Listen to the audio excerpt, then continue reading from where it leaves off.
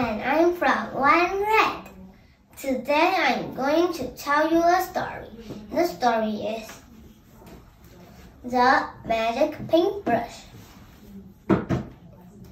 Before I start, let's imagine what would you do if you had a magic paintbrush that could make things come to life.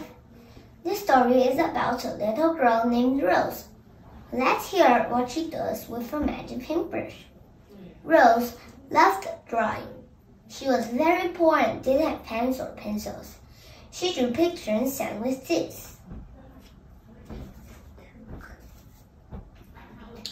One day, an old woman saw her and said, "Hello, here's a paintbrush and some paper for you."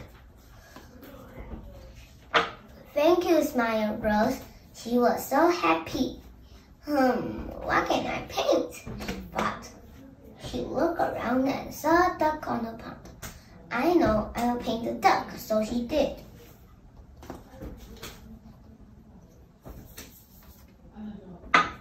Suddenly, the duck flew off the paper and onto the pond. "Wow," she said. "A magic paintbrush." Rose was a very kind girl and she painted pictures for everyone in her village.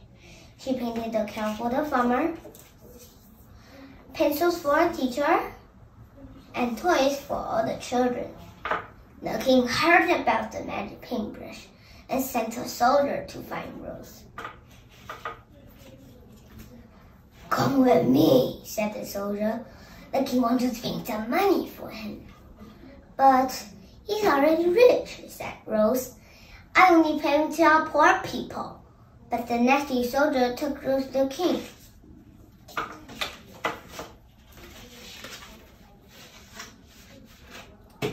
"Paint me a tree with lots of money on it," he shouted. Rose was brave and said, "No." So the king sent her to prison. But Rose painted the key for the door and the horse to help her escape. The king chased after her, so she painted a big hole and splat. The king fell in. Today, Rose only uses her magic paintbrush to help people who really, really need help. The end. Thank you for listening. Hello everyone, my name is Jolene. I'm from One Red. Today, I'm going to tell you a story. The story is Jack and the Beanstalk. Once upon a time, there was a boy called Jack. He lived with his mother. They were very poor. All they had was a cow. Moo! One morning, Jack's mother told Jack to take their cow to the market and sell her. On the way, Jack met a man. He gave Jack some magic beans for the cow. Jack took the beans and went back home. When Jack's mother saw the beans, she was very angry. She threw the beans out of the window. The next morning, Jack looked out of the window. There was a giant beanstalk. Jack went outside and started climbing the beanstalk. He climbed to the sky through the clouds. Jack saw a beautiful castle. He went inside. Jack heard a voice. 3, 5, 4, 4. Jack ran into a cupboard. An enormous giant came into the room and sat down. On the table, there was a hen and a golden heart. "Lay," said the giant. The hen laid an egg. It was made of gold. "Sing," said the giant. The heart began to sing. Soon, the giant was asleep. Jack jumped out of the cupboard. He took a hen and a harp. Suddenly, the harp sang, "Help, master!" The giant woke up and shouted, "Fee, fi, fo, fo." Jack ran and started climbing down the beanstalk. The giant came down after him. Jack shouted, "Mother, help!" Jack's mother took an axe and chopped down the beanstalk. The giant fell and crashed to the ground. Nobody ever saw him again. The golden axe and the magic harp. Jack and his mother lived happily ever after. Thank you, everyone. Have a great afternoon, everybody. My name is Jaden, and I'm from 1 year old. My story today is called "Don't Let the Pigeons Stay Up Late." Oh, good, it's you. Listen, it's getting really late, and I need to go brush my teeth. Can you do me a favor? Don't let the pigeons stay up late. Okay, great. Thanks.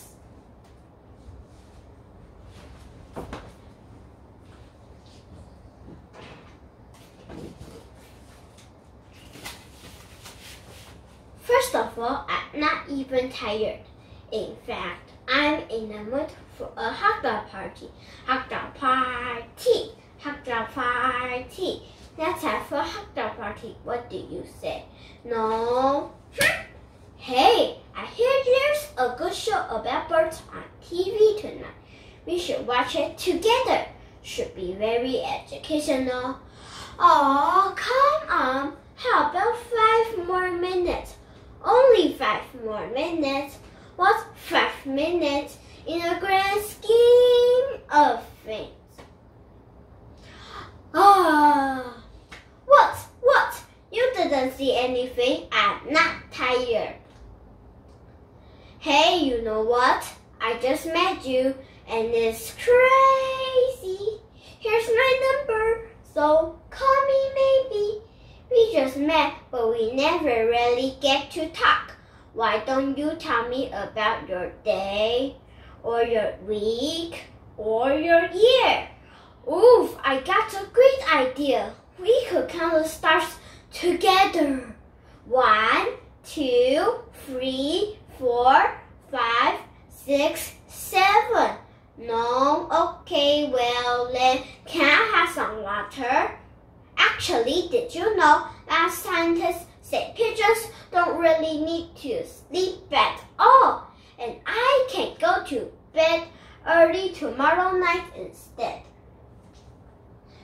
But look, my little bunny wants to stay up late too. You can't say no to a bunny, can you? It would be mean to say no to this cute little bunny face. Please. Okay, that was not a yawn. I was just, doing some yoga. I was stretching. I'm 110% awake. You haven't heard the last of me. Oh, shoo! Oh, shoo!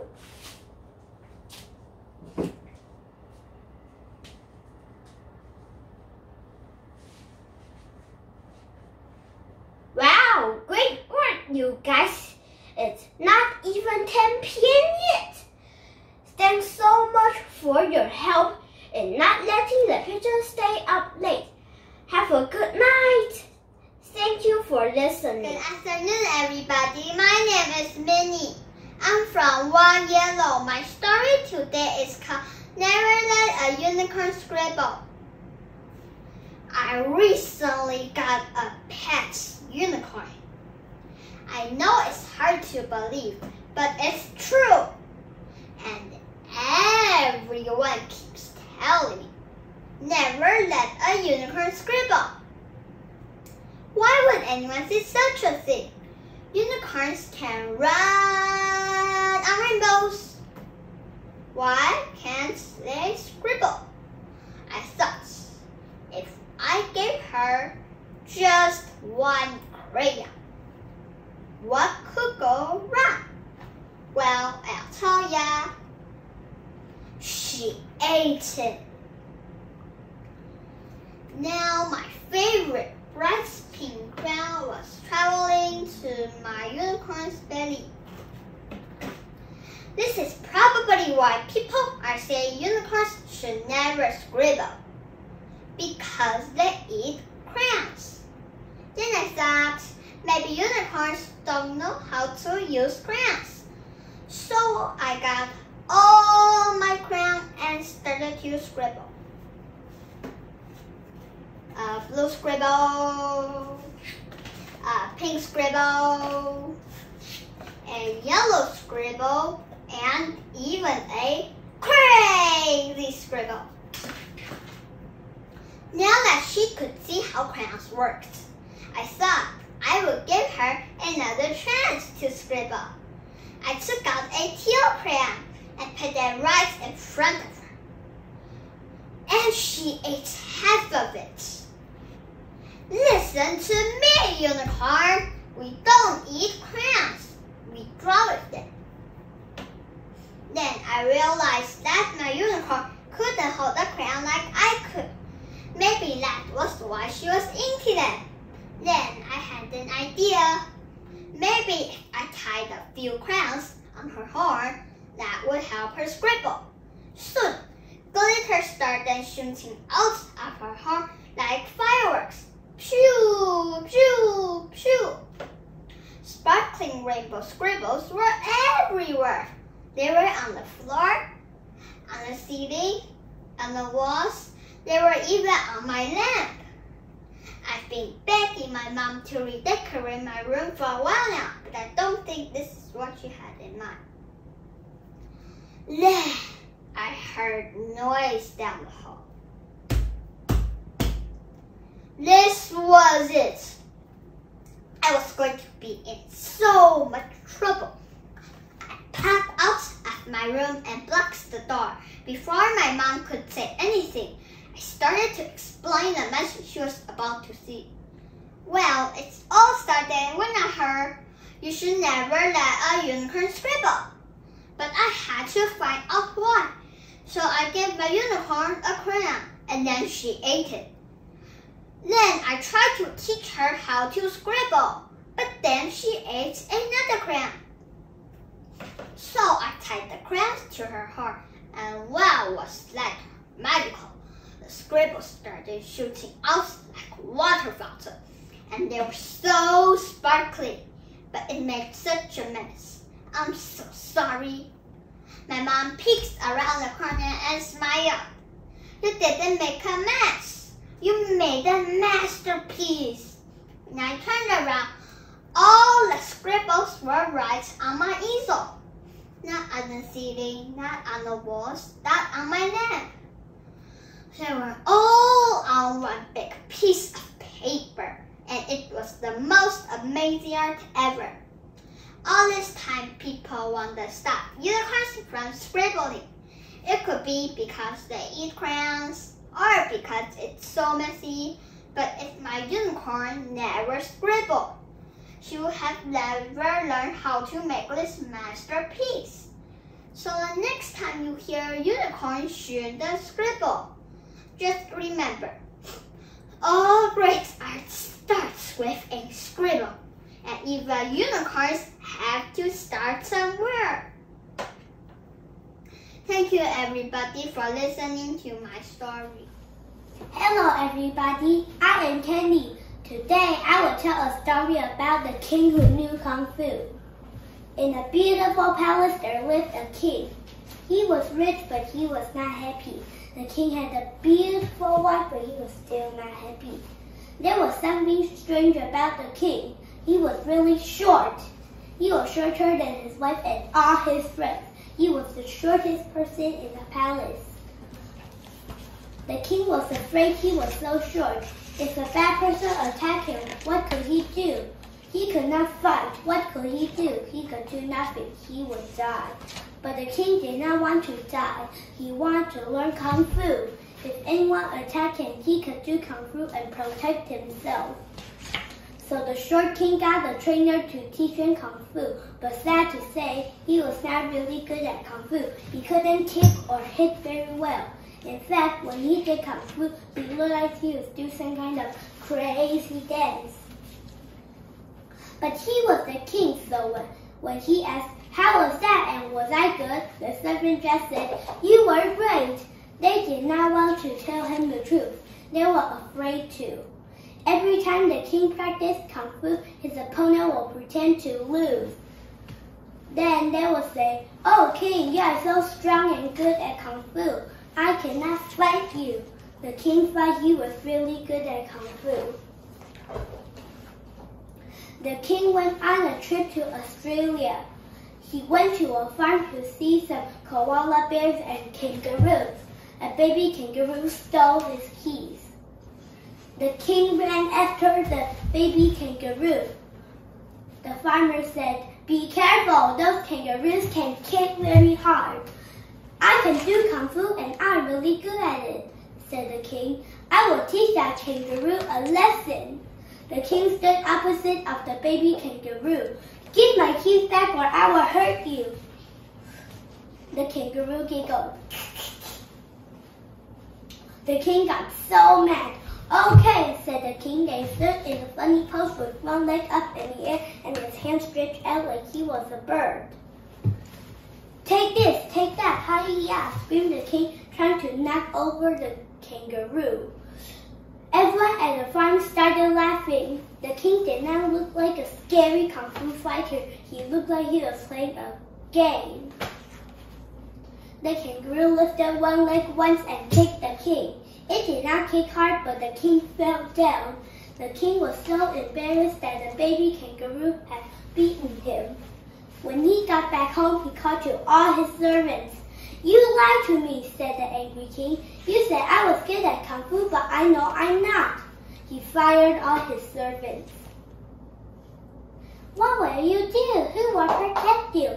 "Don't worry about that. I have new servants now. They will protect me." "Who are your new servants?" "Take a look," said the king, pointing outside to the garden. There in the garden were lots of kangaroos practicing Kung Fu. Thank you. Hello everyone, my name is Fred. Today I will say a story called Pete the Cat, I Love My White Shoes. Pete the cat was walking down the street in his brand new white shoes. He loved his white shoes so much, he sang this song. "I love my white shoes, I love my white shoes, I love my white shoes, oh no!"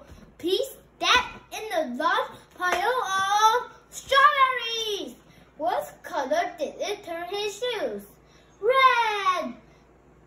Did Pete cry? Goodness, now! He kept walking along and singing his song. "I love my white shoes, I love my white shoes, I love my white shoes, oh no!"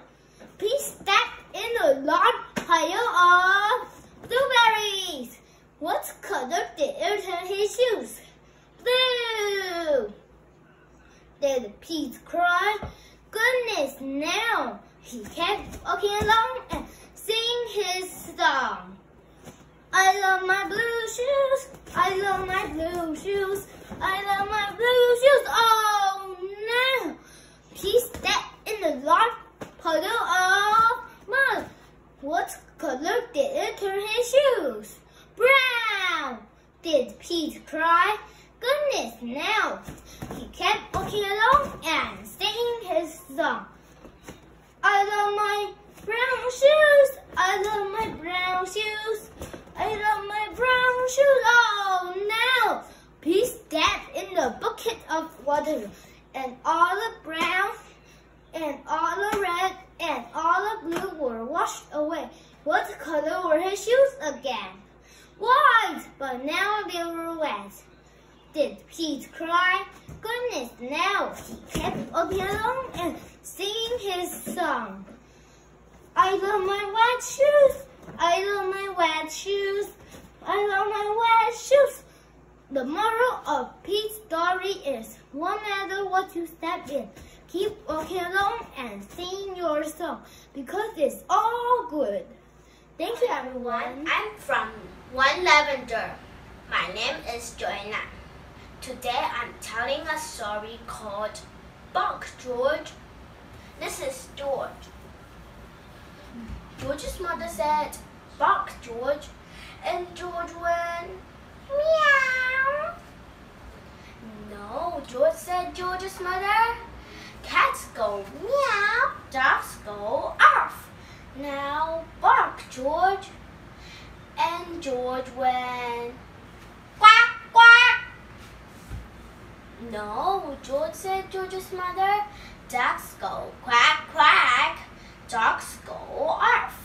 Now bark, George." And George went, "Oink." No, George said George's mother, "Pigs go oink, dogs go arf. Now bark, George." And George went, "Moo." George's mother took George to the vet. "I'll soon get to the bottom of this," said the vet. "Please bark, George." And George went, "Meow." The vet reached deep down inside of George and pulled out a cat. "Bark again, George." And George went, "Quack, quack." The vet reached deep, deep down inside of George and pulled out a duck. "Bark again, George." And George went, "Oink." The vet reached deep, deep down inside of George and pulled out a pig. "Bark again, George." And George went, "Moo." The vet put on his longest latex glove. Then he reached deep, deep, deep, deep, deep, deep down inside of George and pulled out a comb. "Bark again, George." And George went off. George's mother was so thrilled that she kissed the vet and the cat and the duck and the pig and the cow. On her way home, she wanted to show George up to everyone on the street. So she said, "Bark, George." And George went, "Hello." Thank you, everybody. My story is finished. Hello, everyone. My name is Lily. My story is New Girl in School. "Emma, this is Linda," said Mrs. Taylor. "She's a new student. Please take her to class 4C.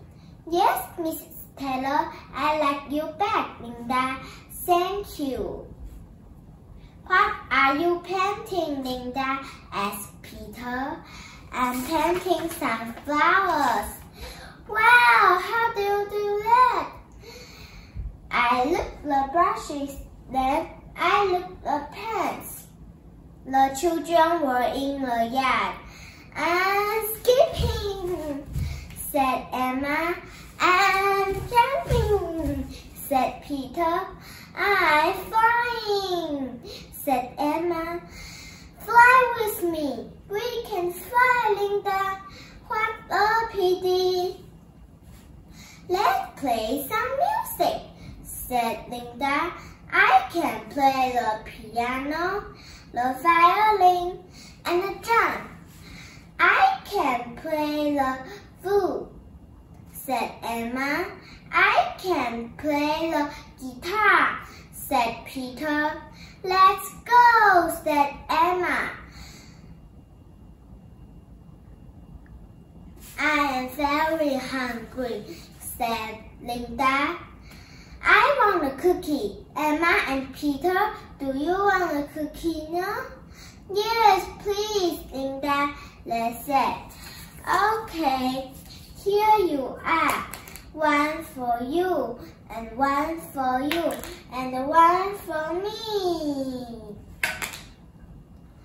Linda, why are the dogs on your desk? Said Miss Young. I'm counting, Miss Young. 2 frogs and 3 frogs is 5 frogs. Can you play the basketball, Linda? Asked Peter. Yes, I can. Watch. Let's help the teacher, said Emma. Okay, you put the chairs away and I can put the books away. Thank you, girl, said Miss Young. That's great, said Miss Young. Linda, please come to the office, said Miss Taylor. Now where did she go? I'm here, Miss Young. Miss Taylor, I'm in the office. Hello, Mom, said Linda. What's the matter? I'm sorry, Linda, said her mom. This is the wrong school for you. You must go to magic school, not this school. I'm going to my new school now. Goodbye, Emma and Peter. Goodbye, Class 4C. Goodbye, Miss Young. Goodbye.